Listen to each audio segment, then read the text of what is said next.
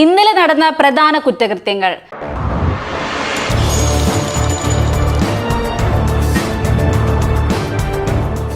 വിവാഹ ചടങ്ങിനിടെ 8 വയസ്സുകാരിയെ പീഡിപ്പിച്ച 47കാരൻ പിടിയിൽ. ഉത്തർപ്രദേശിലാണ് സംഭവം. നന്ദകിഷോർ എന്നയാളാണ് അറസ്റ്റിലായത്.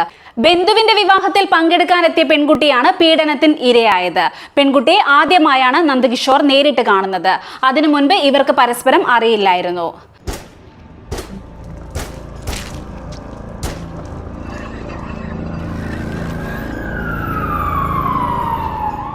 നടൻ രോഹിത് ബാസ്ഫോർ വെള്ളച്ചാട്ടത്തിന് സമീപം ദുരൂഹ സാഹചര്യത്തിൽ മരിച്ച നിലയിൽ.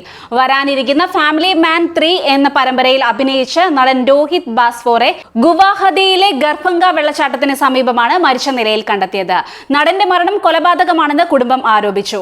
അടുത്ത കാലത്ത് പാർക്കിങ്ങിനെ ചൊല്ലിയുണ്ടായ സംഘർഷമാണ് കൊലപാതകത്തിന് കാരണമെന്നാണ് കുടുംബത്തിന്റെ ആരോപണം. ഞായറാഴ്ച സുഹൃത്തുക്കൾക്കൊപ്പം ഒരു ദിവസത്തെ വിനോദയാത്രയ്ക്ക് പോയതായി ബന്ധുക്കൾ പറഞ്ഞു. വൈകിട്ട് മുതൽ രോഹിതിനെ ഫോണിൽ വിളിച്ചപ്പോൾ ലഭിക്കാതെയായി. അപകടമുണ്ടായി 1 മണിക്കൂറിന് ശേഷം രോഹിത് അപകടത്തിൽ പെട്ടുവെന്നും ആശുപത്രിയിലേക്ക് കൊണ്ടുപോകുന്നതിനിടെ മരിച്ചെന്ന് വിനോദയാത്രയിൽ ഒപ്പമുണ്ടായിരുന്ന സുഹൃത്ത് വിളിച്ചറിയിക്കുകയായിരുന്നെന്നും കുടുംബം പറയുന്നു.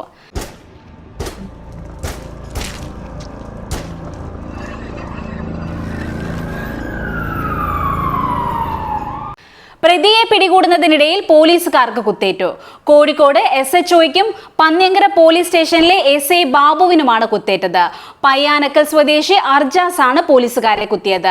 ലഹരിക്കേസിൽ പ്രതിയായ അർജാസിനെ ഏറെക്കാലമായി പോലീസിന് പിടികൂടാൻ സാധിച്ചിരുന്നില്ല.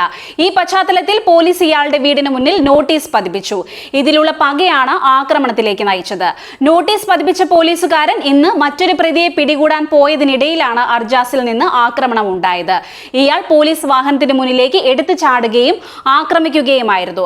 പിന്നീട് ഇയാളെ അറസ്റ്റ് ചെയ്യാൻ പോലീസ് സംഘം ശ്രമിക്കുന്നതിനിടയിലും ഇയാൾ പോലീസുകാരെ ആക്രമിച്ചു. ഒടുവിൽ ഏറെ സാഹസികമായാണ് പോലീസുകാർ അർജാസിനെ കീഴ്പ്പെടുത്തിയത്.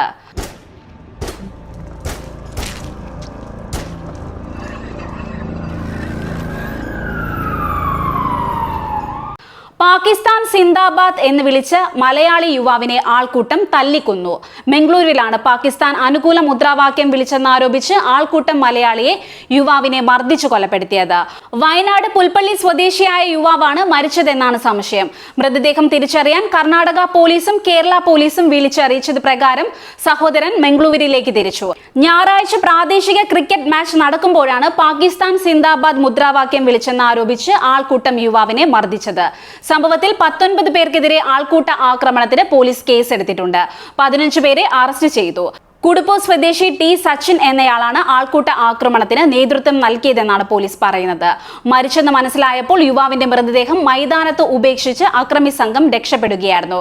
പോസ്റ്റ്മോർട്ടത്തിൽ തലയ്ക്കും ദേഹത്തിൽ ആഴത്തിൽ മുറിവേറ്റതായി കണ്ടെത്തി.